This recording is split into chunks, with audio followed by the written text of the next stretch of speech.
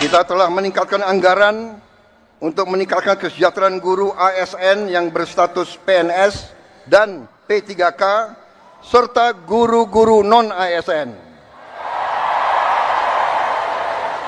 Guru ASN mendapatkan tambahan kesejahteraan sebesar 1 kali gaji pokok. Guru-guru non-ASN nilai tunjangan profesinya ditingkatkan menjadi 2 juta rupiah per bulan. Tahun 2025 terdapat 1.932.666 guru yang bersertifikat pendidik, yaitu 64,4%. Terdapat peningkatan sebanyak 650 guru bersertifikat dibanding tahun 2024. Anggaran untuk kesejahteraan guru ASN dan non-ASN naik pada tahun 2025 menjadi 81,6 triliun rupiah. Naik 16,7 triliun untuk kesejahteraan guru.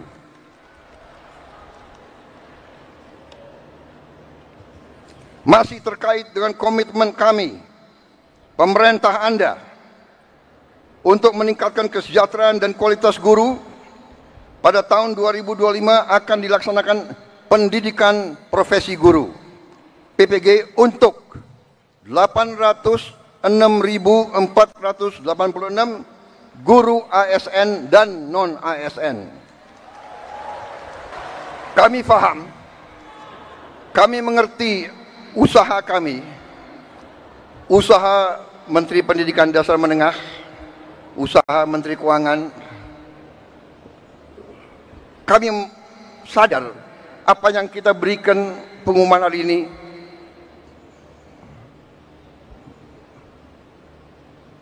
belum yang saudara-saudara perlukan. Tapi ini adalah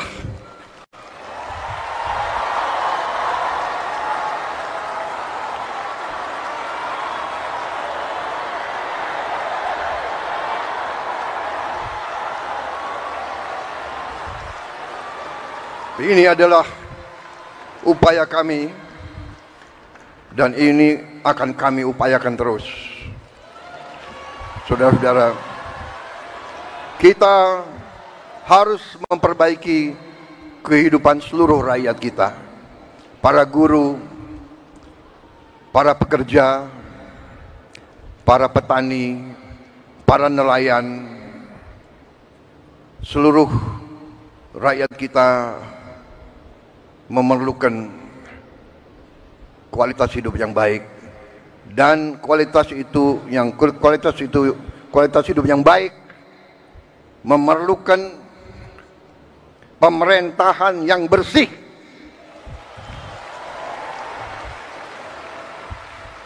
Saya memberi peringatan, korupsi harus berhenti di Republik Indonesia. Assalamualaikum warahmatullahi wabarakatuh. Tadi kita sudah sama-sama mendengarkan pidato yang sangat berikan harapan sebenarnya untuk semua rakyat Indonesia, karena selalu ada ucapan dan pidato Presiden kita sekarang yang baru dan memberikan harapan baru, dan mudah-mudahan itu bisa benar terwujud. Teman-teman sekalian yang saya hormati, hari ini kita sebenarnya akan memberikan kuliah, dan ini sebenarnya kuliah yang sifatnya terbuka untuk umum, terutama sekali misalnya untuk semua perguruan tinggi atau universitas yang ada di Indonesia. Teman-teman sekalian, saya sengaja mengambil pidato dari Presiden Prabowo ini di depan guru-guru seluruh Indonesia pada acara peringatan Hari Guru.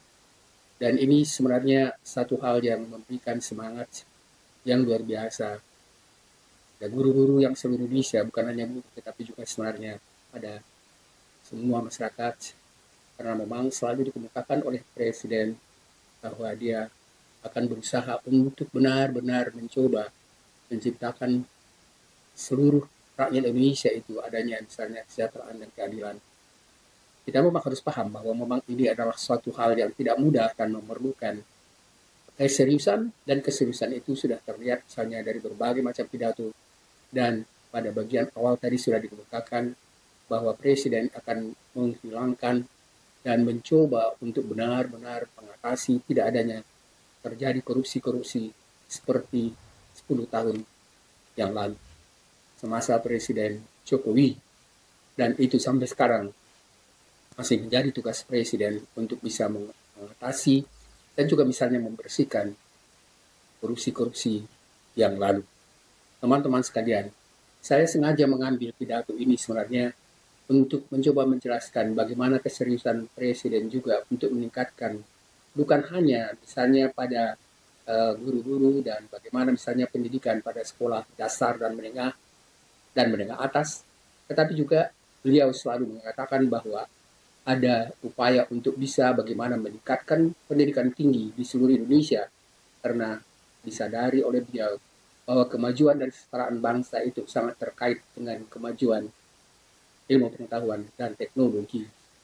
Teman-teman sekalian, kita bisa melihat misalnya bagaimana upaya ini bukan hanya dari sekedar pidato, tetapi begitu misalnya beliau baru-baru saja akan diangkat jadi presiden, sudah memboyong profesor, salah seorang yang dianggap ahli sebenarnya tentang permasalahan teknologi informasi, yaitu Stella Christie, dan sekarang beliau itu diangkat menjadi Wakil Menteri Pendidikan Tinggi di Indonesia. Teman-teman sekalian, itu tidak harap memang satu bukti keseriusan Presiden Prabowo untuk meningkatkan bukan hanya kesejahteraan, tetapi juga misalnya ya pendidikan tinggi. Dan teman-teman sekalian, saya sengaja sebenarnya mencoba untuk memberikan pembahasan dalam kuliah ringkas ini tentang bagaimana misalnya universitas harus bisa melakukan transformasi perguruan tinggi, karena dengan transformasi perguruan tinggi itulah sebenarnya salah satu cara bagaimana kita bisa meningkatkan kemampuan universitas dan masyarakat Indonesia untuk bisa meningkatkan kesejahteraan. Kalau memang kita mengakui bahwa ya pendidikan itu sangat penting sekali untuk kemajuan dan kesejahteraan suatu bangsa. Untuk itu saya mengambil satu tema dalam kuliah ini, dalam diskusi ini, dengan pertanyaan sebenarnya, perlukah transformasi pendidikan tinggi di Indonesia?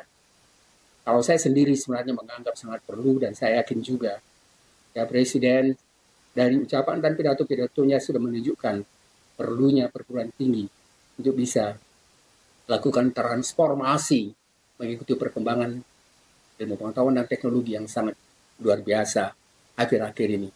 Teman-teman sekalian, saya sebenarnya bukan hanya baru kali ini menjelaskan tentang perlunya transformasi universitas. Terutama sekali saya kemukakan ini ketika misalnya memberikan kuliah-kuliah di program Pasca Sarjana Universitas Indonesia.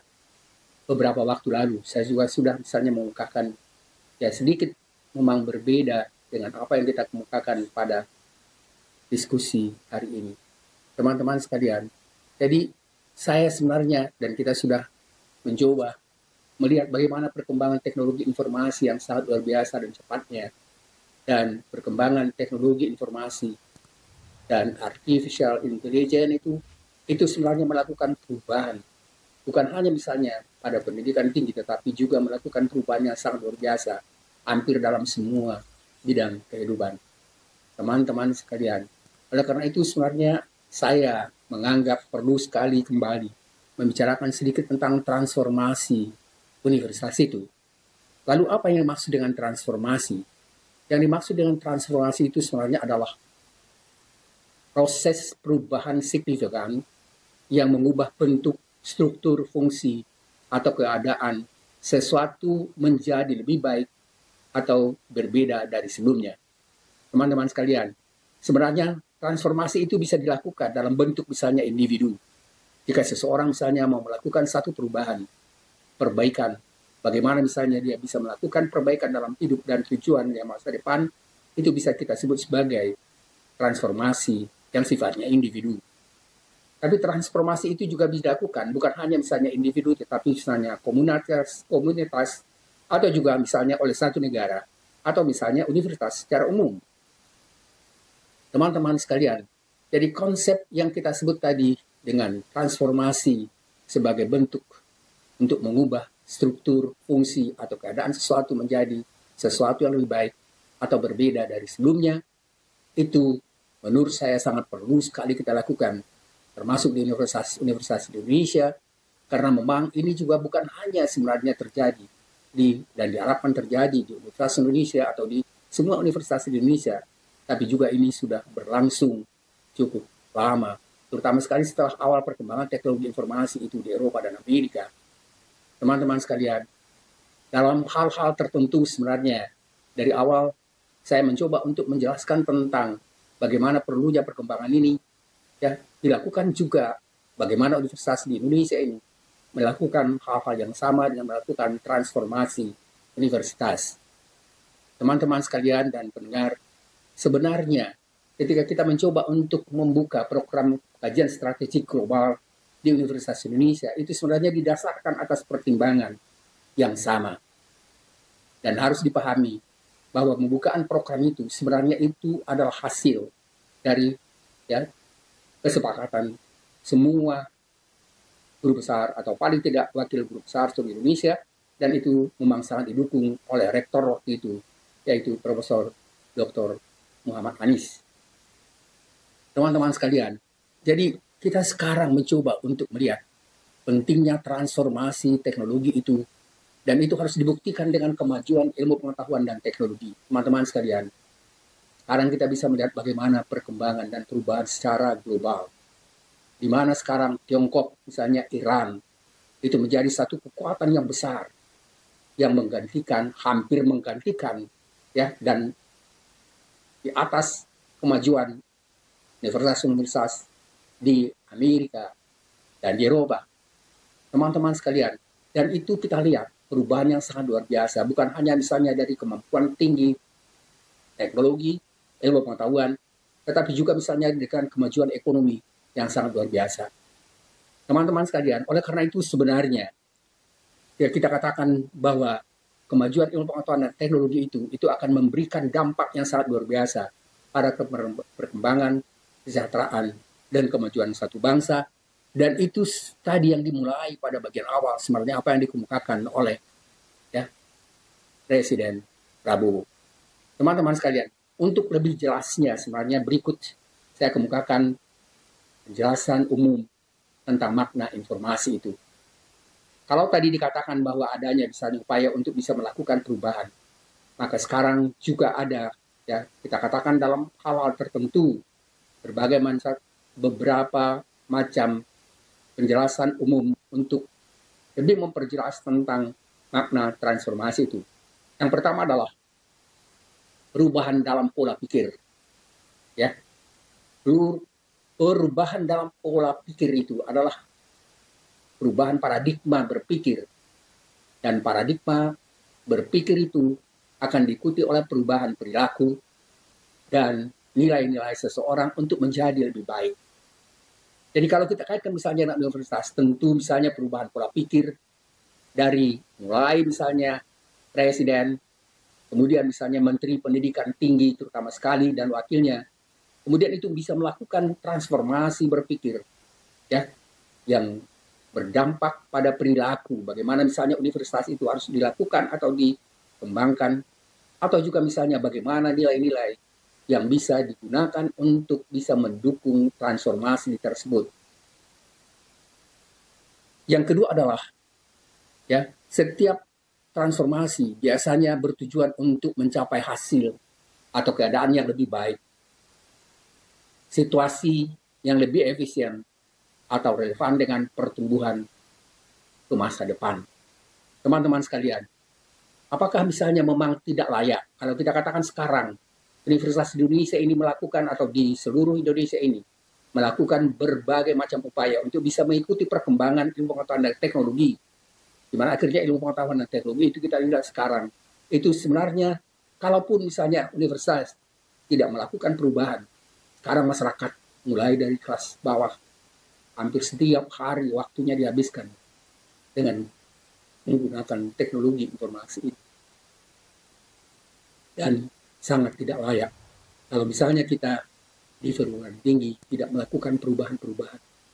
Dan teman-teman sekalian, saya sering mengikuti sebenarnya melalui online bagaimana misalnya saya lihat universitas-universitas di Eropa, di Amerika, dan itu adalah universitas terkemuka itu sudah melakukan satu perubahan yang sangat luar biasa.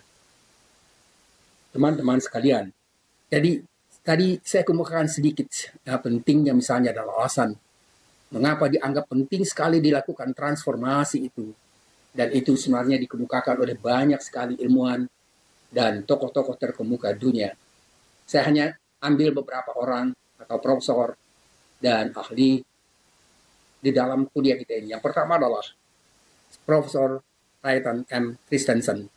Teman-teman sekalian, ya, ini adalah Christensen ini adalah seorang profesor di Harvard Business School yang dikenal dengan konsepnya disruptive inovasi.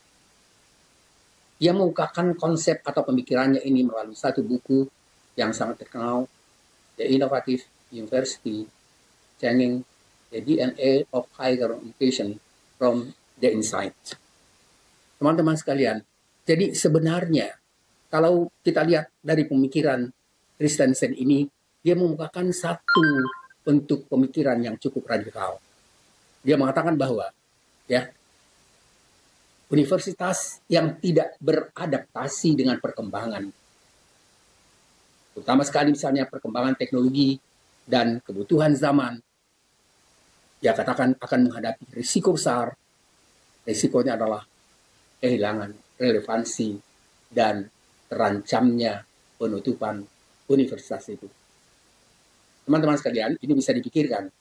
Kalau misalnya memang universitas kita tetap saja misalnya melakukan ya materi perkuliahan seperti yang lama, metode yang seperti yang lama, kemudian ya silabus yang seperti lama, apakah itu misalnya tidak akan menunjukkan bahwa kita akan sulit sekali untuk bisa berkembang dan mengikuti perkembangan ilmu pengetahuan dan teknologi yang berkembang sangat luar biasa. Teman-teman sekalian, di dalam kuliah-kuliah misalnya dijelaskan tentang bagaimana perkembangan mulai dari revolusi awal pertama, ya revolusi industri, kemudian masuk misalnya pada revolusi berikutnya, ketika masuk teknologi informasi, dengan apa yang disebut dengan ya revolusi 4.0, 5.0, 6.0, dan seterusnya. Sekarang perkembangan itu begitu bergerak sangat cepat. Kecepatan ini sebenarnya, kalau kita ikuti sekarang, maka kita akan ketinggalan terus. Karena ya semakin jauh negara-negara lain bergerak, dan kita masih berdiri di tempat yang sama. Teman-teman sekalian, jadi apa yang dikemukakan oleh Christensen ini adalah satu bentuk ya bagaimana misalnya universitas harus bisa mengikuti perkembangan ilmu pengetahuan dan untuk mengatasi masalah-masalah apapun sebenarnya di dalam kehidupan kita sehari-hari. Misalnya tugas universitas itu adalah bagaimana mereka bisa mengatasi problem-problem yang dihadapi sekarang. Itu yang disebut dengan problem solving. Dan istilah problem solving ini sebenarnya dikemukakan oleh salah seorang profesor yang sangat terkenal, yaitu ya Karl Raimund Popper. Teman-teman sekalian, jadi kita katakan bahwa ya model pendidikan tradisional yang tidak berorientasi pada tergantikan oleh alternatif lain, dan kemudian misalnya tetap seperti menganggap dirinya sudah selesai dan tidak perlu mengikuti perkembangan. Ini adalah suatu hal yang memang tidak mungkin bisa dibiarkan. Teman-teman sekalian, jadi ada perlu sebenarnya dikemukakan. Ya tentunya kita misalnya melakukan transformasi itu, dan itu yang kita coba lakukan dalam kuliah ringkas hari ini. Teman-teman sekalian, tadi sudah saya katakan misalnya Christian, salah seorang ilmuwan yang mengungkapkan tentang perlunya perubahan itu. Dan berikutnya ada beberapa ilmuwan lagi. Yang pertama adalah Peter Drucker. Jadi Peter Drucker ini adalah seorang ahli manajemen terkenal, dan ia pernah memprediksi bahwa universitas tradisional akan menjadi usang karena teknologi informasi, dan ia mengatakan universitas yang tidak mengikuti perkembangan, maka dia akan menutup atau ditutup oleh masyarakat, atau tidak diperlukan lagi oleh masyarakat. Yang berikutnya adalah Sir John Daniel. Jadi Sir John Daniel ini adalah mantan presiden Commonwealth of Planning, dan ia berpendapat bahwa universitas yang tidak beradaptasi dengan pembelajaran daring dan teknologi informasi dan digital akan kesulitan bertahan di era yang sekarang ini, atau yang kita sebut sebagai era teknologi informasi itu. Yang ketiga adalah Daphne Koller. Jadi Daphne Koller ini adalah co-founder Coursera, dan Koller ini adalah sering sekali berbicara tentang bagaimana pendidikan tinggi harus mengubah lanskap pendidikan tingginya, dan bagaimana misalnya institusi-institusi tradisional itu harus beradaptasi dengan perkembangan zaman. Teman-teman sekalian, jadi sebenarnya sudah ada paling tidak 4 ahli yang mengungkapkan tentang perlunya universitas melakukan transformasi itu, dan saya sebenarnya menemukan banyak ilmuwan yang mengungkapkan perlunya transformasi itu dilakukan, tapi paling tidak dari 4 ilmuwan yang saya kemukakan di atas ini itu cukup untuk memperkuat argumen bahwa memang perlu sekali dilakukan transformasi di berbagai macam perguruan tinggi dan universitas yang ada di Indonesia. Berikutnya sebenarnya saya merasa menarik sekali sebenarnya bagaimana kalau kita ikuti visi Presiden Prabowo Subianto tentang hubungan antara kemajuan ilmu pengetahuan dan kemajuan bangsa. Dan ia mengatakan itu semua tercermin dalam berbagai macam pidato dan kebijakan yang menekankan pentingnya investasi pada pendidikan.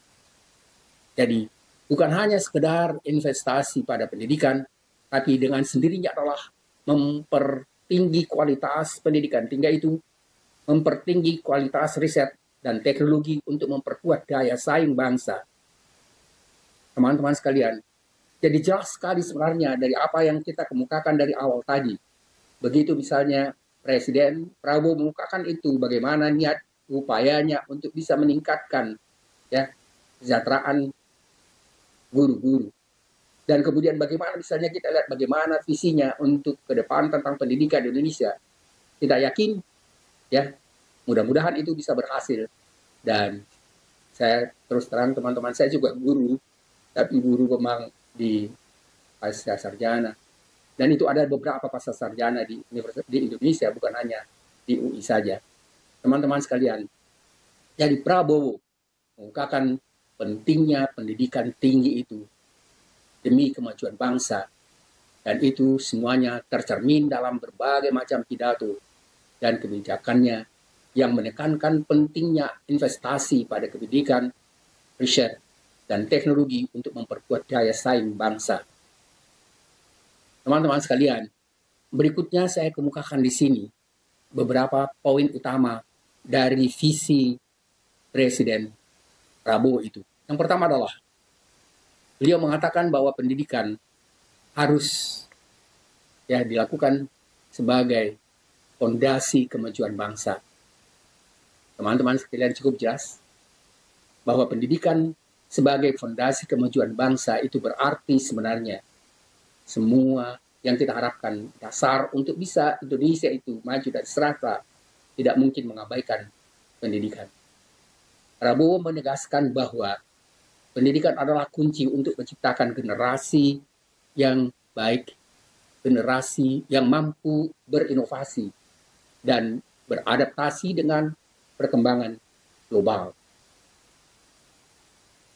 Prabowo mengungkapkan dan mendukung penguatan sistem pendidikan yang berorientasi pada penguasaan teknologi dan ilmu pengetahuan. Teman-teman sekalian, itu tadi yang kita katakan perlunya misalnya sekarang universitas bukan hanya harus di sekolah atau universitas yang membicarakan tentang teknologi, tetapi di semua bidang perlu sekali misalnya melakukan perkembangan dan perubahan itu.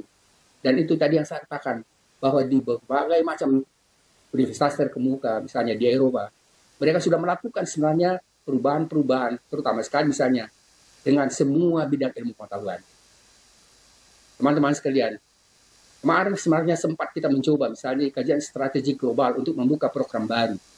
Program baru itu adalah program yang judulnya adalah ya virtual leadership. Wow, teman-teman sekarang kita lihat bahwa ya teknologi itu sudah digunakan oleh masyarakat, mulai dari masyarakat yang katakanlah masyarakat biasa yang menjual gado-gado, menjual misalnya berbagai macam makanan.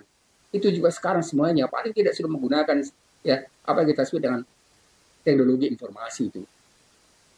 Jadi ketika kita katakan bahwa ya pendidikan berorientasi pada penguasaan teknologi itu akan memberikan dampak pada kemajuan bangsa, itu tidak diragukan sama sekali. Yang kedua adalah peningkatan riset dan inovasi.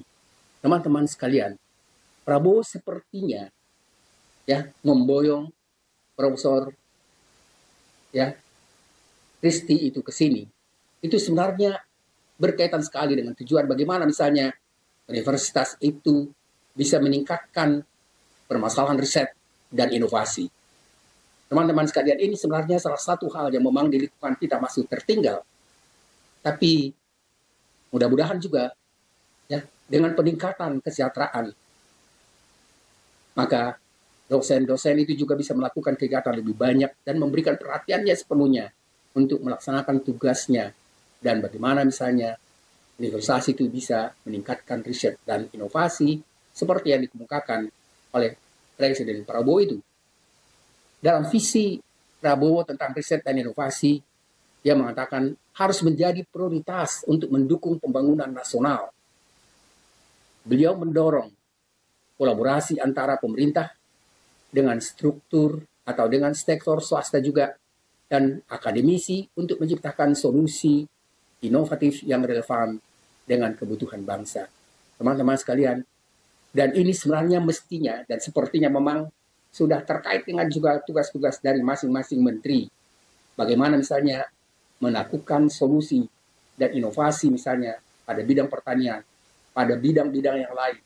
Juga misalnya bagaimana supaya ya cara atau kekayaan negara itu tidak jatuh pada tangan-tangan pribadi, tetapi untuk kesejahteraan bangsa seluruhnya. Yang ketiga adalah kemandirian teknologi. Ini tujuan yang penting. Dari Prabowo memandang kemajuan ilmu pengetahuan sebagai cara untuk mencapai kemandirian teknologi itu adalah tujuan utama dalam sektor strategis seperti pertahanan.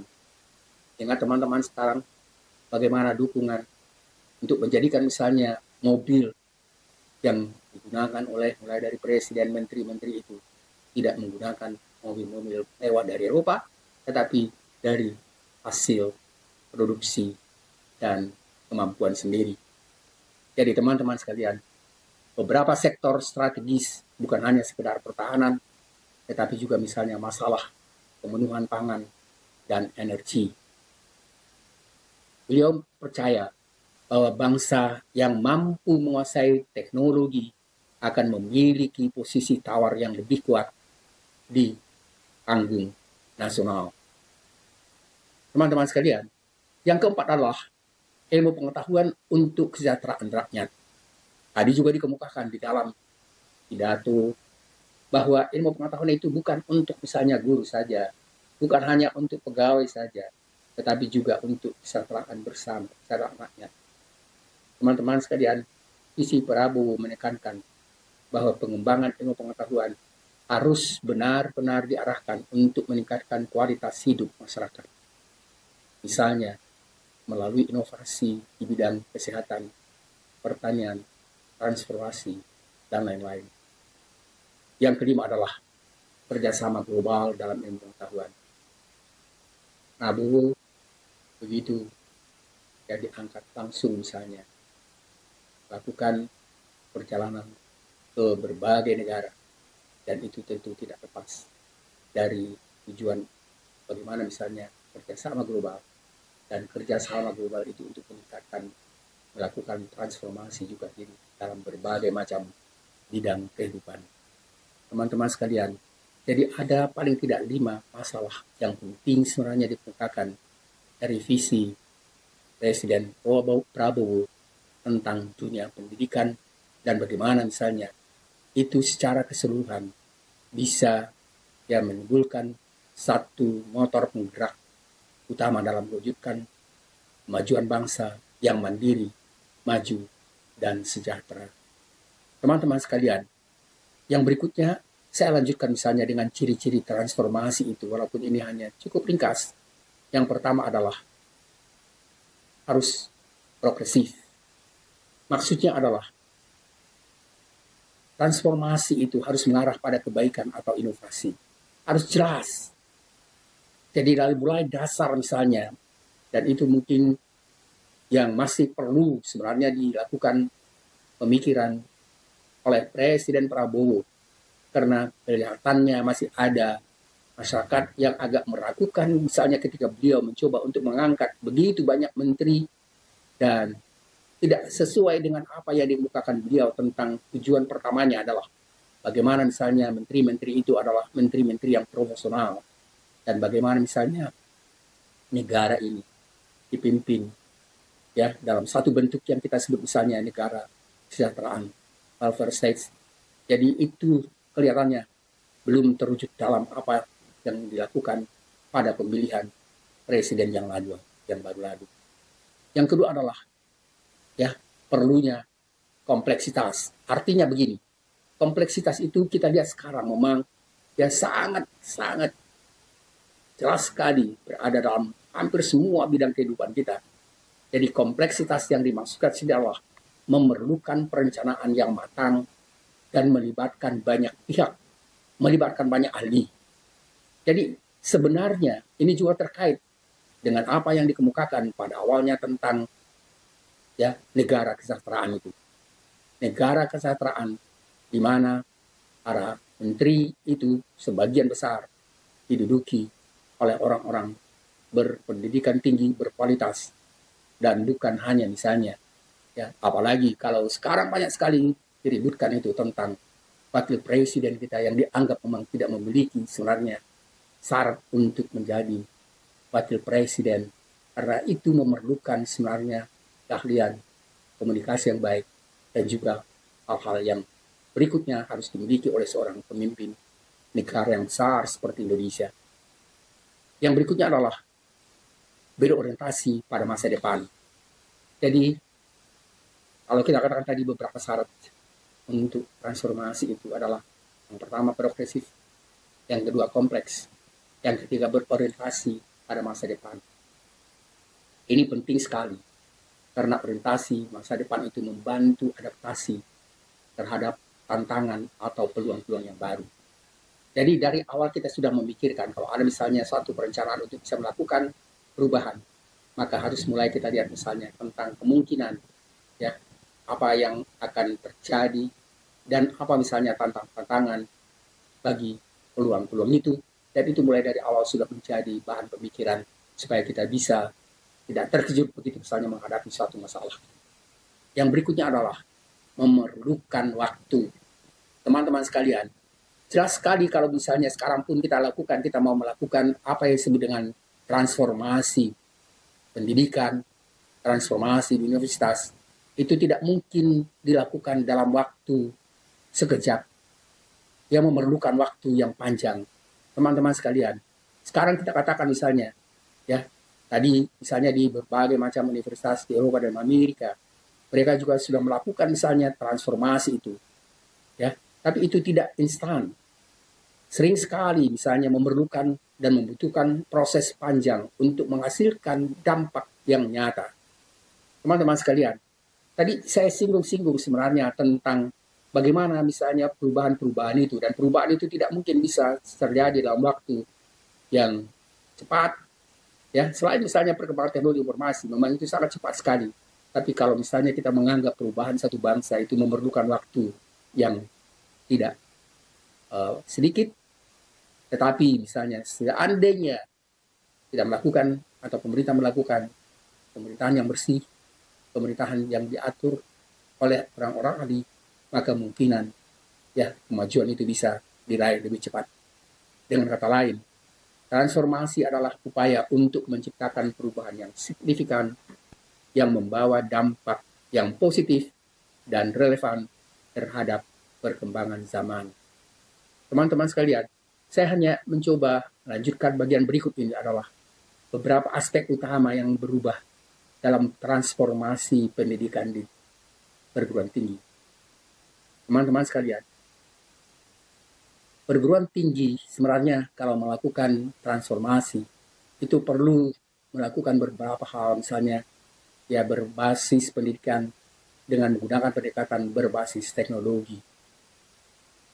Maksudnya adalah penggunaan teknologi seperti artificial intelligence, kemudian virtual reality, dan berbagai macam kemajuan lain itu perlu dimanfaatkan untuk menciptakan pengalaman belajar yang lebih interaktif dan personal. Teman-teman sekalian, ini kayaknya yang masih harus perlu kita pikirkan, karena pengalaman yang belajar yang sifatnya interaktif itu agak masih jauh dari apa yang misalnya kalau kita bandingkan misalnya dengan apa yang terjadi pembelajaran ya jarak jauh itu seperti yang terjadi misalnya di beberapa negara maju, karena mereka sebenarnya memang lebih banyak misalnya sepertinya memberikan perhatian pada sifatnya ya yang personal, jadi bukan kelas. Yang berikutnya adalah perlunya kurikulum. Tadi sudah disinggung sedikit pada bagian awal, perlunya kurikulum yang berbasis pada kompetensi. Dan jadi fokus pada pengembangan keterampilan praktis ini sangat relevan, seperti misalnya pemecahan masalah perlunya misalnya kreativitas, kolaborasi, kerjasama sesuai dengan kebutuhan dunia kerja.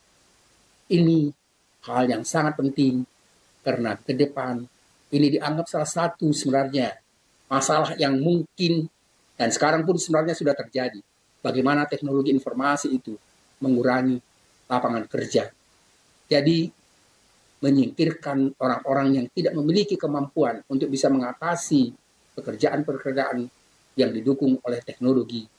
Dan sebenarnya ini adalah salah satu tujuan penting. Begitu kita katakan bahwa perlunya universitas di Indonesia ini melakukan transformasi diri. Yang berikutnya adalah ada perlunya integrasi interdisipliner. Teman-teman sekalian, ini sekarang nggak mungkin diabaikan, apalagi di universitas ya. Jadi pendekatan integrasi interdisipliner itu, pendekatan yang kita sebut misalnya multidisipliner, interdisipliner, dan transdisipliner itu menjadi masalah yang sangat penting, terutama sekali di universitas. Kalau di Universitas Indonesia, paling tidak misalnya di kajian strategi global, memang ada kuliah ini. Jadi kuliah yang berkaitan secara khusus membicarakan tentang apa yang kita sebut dengan pendekatan-pendekatan yang baru ini. Dan ini sebenarnya ya didukung oleh 3 bidang ilmu pengetahuan atau 3 kuliah ilmu pengetahuan. Yang pertama adalah filsafat ilmu dan metodologi. Yang kedua adalah teori dan metode yang berkaitan dengan pendekatan interdisipliner. Dan yang ketiga adalah ya apa yang kita sebut misalnya riset dan penelitian. Ya, dan ini harus terwujud di dalam apa yang kita sebut dengan ya riset untuk tesis dan disertasi. Teman-teman sekalian, jadi penekanan pada pendekatan yang kita sebut dengan lintas disiplin, seperti kombinasi misalnya antara ilmu-ilmu sosial dengan teknologi, itu sesuatu hal yang sudah dianggap biasa dilakukan sekarang. Dan untuk menjawab tantangan-tantangan itu, ya memang perlu sekali apa yang kita sebut tadi dengan pendekatan interdisipliner itu dilakukan untuk mengatasi masalah-masalah yang sifatnya kompleks. Berikutnya adalah penelitian dan inovasi. Teman-teman sekalian, penekanan pada riset terapan itu juga sangat penting dan perguruan tinggi harus berfokus pada riset yang berdampak langsung pada masyarakat.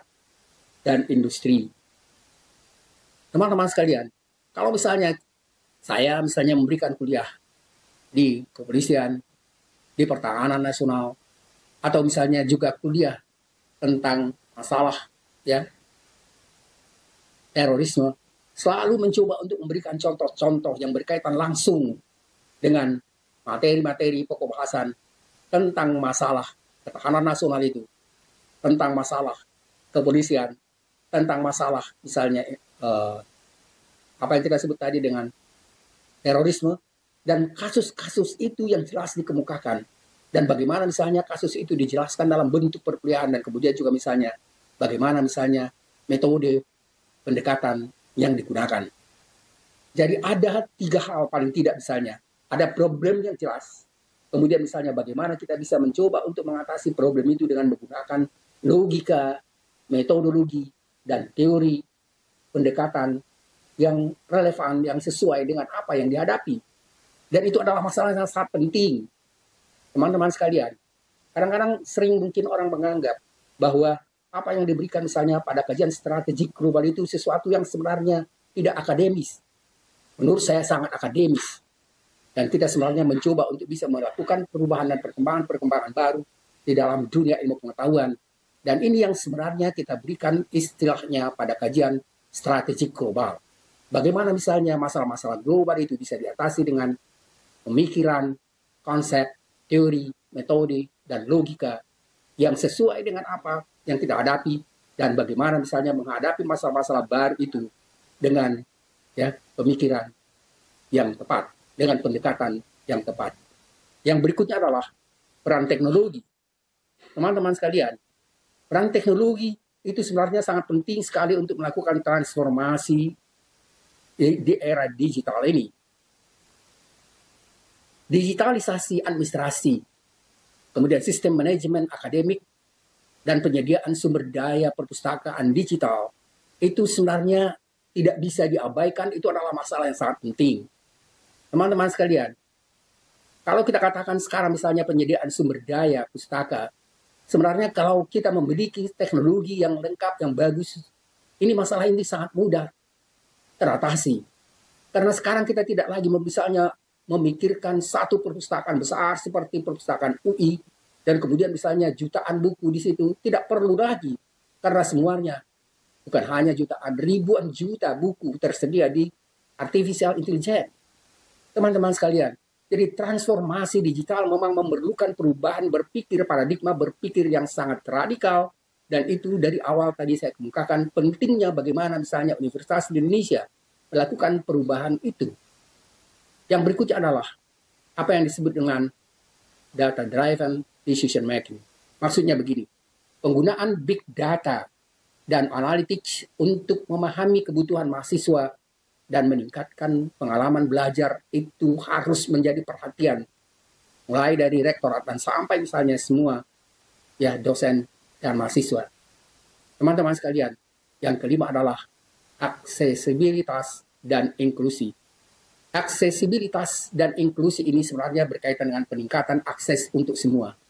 Ya, teman-teman sekalian, yang dimaksud dengan peningkatan akses untuk semua itu adalah apa yang kita sebut tadi, munculnya inisiatif untuk menjangkau mahasiswa dari latar belakang ekonomi dan geografis yang berbeda melalui beasiswa online dan program inklusi. Teman-teman sekalian, ini adalah salah satu masalah yang sangat penting dan bermanfaat. Ketika misalnya ada sekarang kuliah-kuliah yang sifatnya online, dan kemudian ada dukungan misalnya program yang inklusif yang memberikan kesetaraan bagi semua pihak. Kesetaraan bukan hanya misalnya kesempatan untuk masyarakat Jakarta dan kota-kota besar untuk bisa mendapatkan kuliah-kuliah online dan program yang kita sebut inklusif itu yang setara, yang sama untuk semua mahasiswa di seluruh Indonesia. Ini harus menjadi perhatian penting bagi pemerintah dan universitas itu sendiri. Yang berikutnya adalah fokus pada pendidikan berkelanjutan. Teman-teman sekalian, sekarang semua, bukan hanya di Indonesia yang sudah lama mengukakan belajar seumur hidup, tapi semua perguruan tinggi di dunia mengukakan pentingnya fokus pada pendidikan berkelanjutan. Pendidikan berkelanjutan itu bukan berarti bahwa misalnya ya orang itu selalu ada terdaftar di perguruan tinggi atau universitas, bukan begitu. Tapi bagaimana misalnya negara memberikan kesempatan kepada semua orang untuk bisa mengikuti perkembangan pemikirannya dengan mengikuti pendidikan-pendidikan yang sifatnya berkelanjutan. Terutama sekali sekarang misalnya kita bisa lakukan itu dengan baik dengan menggunakan teknologi informasi. Teman-teman sekalian, saya mencoba untuk melakukan itu dengan memberikan kuliah-kuliah terbuka untuk semua. Ini adalah satu upaya untuk bisa mewujudkan apa yang saya kemukakan banyak dalam kuliah-kuliah dan juga apa yang kita kemukakan pada hari ini. Jadi fokus pada pendidikan berkelanjutan itu adalah sangat-sangat penting sekali untuk menciptakan apa yang kita katakan tadi. Bagaimana ya pendidikan di Indonesia ini bisa menjadi dasar untuk kemajuan dan kesejahteraan bangsa. Yang keenam adalah hubungan dengan dunia kerja. Ini yang salah satu yang tidak kalah penting karena tadi sudah disinggung di atas bahwa ya permasalahan yang muncul dengan kemajuan teknologi informasi, artificial intelligence dan teknologi lain itu adalah ya banyaknya pekerjaan-pekerjaan tradisional itu disingkirkan oleh kemampuan seseorang tenaga kerja itu dengan kemampuannya untuk menggantikan pekerja tradisional itu karena sekarang diperlukan apa yang kita sebut misalnya dengan ya teknologi informasi. Teman-teman sekalian, jadi kemitraan dengan industri dan perguruan tinggi bekerja sama ya dalam dan dengan perusahaan untuk merancang program magang misalnya, proyek berbasis kerja dan kurikulum yang relevan. Berikutnya pendidikan yang kita sebut tadi ya sebagai dukungan untuk itu adalah pendidikan berbasis kewirausahaan. Teman-teman sekalian, dukungan terhadap inkubator bisnis, startup, dan inovasi untuk mencetak lulusan-lulusan yang mampu menciptakan lapangan kerja itu menjadi salah satu tugas penting dari universitas. Kalau tidak ada perubahan atau apa yang disebut dengan transformasi yang tadi, maka akhirnya mahasiswa selesai tapi tanpa disiapkan bagaimana mereka menghadapi lapangan kerja yang tersedia. Yang ketujuh adalah fokus pada keberlanjutan. Teman-teman sekalian, ini adalah bagian mendekati bagian terakhir dari perkuliahan ini. Pendidikan untuk pembangunan berkelanjutan. Teman-teman sekalian, pendidikan untuk berkelanjutan ini sebenarnya, pembangunan berkelanjutan ini mengintegrasikan isu-isu keberlanjutan seperti perubahan iklim, permasalahan keadilan sosial, permasalahan ekonomi hijau, permasalahan azazi, permasalahan keadilan, itu dalam kurikulum. Jadi harus ada benar-benar itu diupayakan supaya hal-hal yang sangat penting untuk bisa menjelaskan tentang itu harus menjadi bagian penting dari kurikulum. Teman-teman sekalian, kalau misalnya secara global dikatakan SDGs itu adalah bagian ya yang harus dilakukan di seluruh dunia dan juga termasuk misalnya kurikulum itu adalah salah satu contoh apa yang kita sebut misalnya pendidikan yang harus memikirkan tentang keberlanjutan karena sekarang ini dianggap bahwa sudah banyak sekali apa yang dilakukan oleh manusia bukan hanya misalnya masyarakat tetapi juga pemimpin yang sebenarnya merusak ya ekosistem dan keberlanjutan. Yang berikutnya adalah pengurangan jejak karbon. Ya, ini juga sebenarnya berkaitan dengan apa yang kita sebut tadi dengan permasalahan lingkungan, dan permasalahan lingkungan itu termasuk permasalahan nomor 1 di dunia. Yang kedelapan adalah internasionalisasi pendidikan. Teman-teman sekalian, jadi pendidikan harus meningkatkan mobilitas mahasiswa dan dosen. Program pertukaran internasional, double degree, dan joint research semakin diperluas.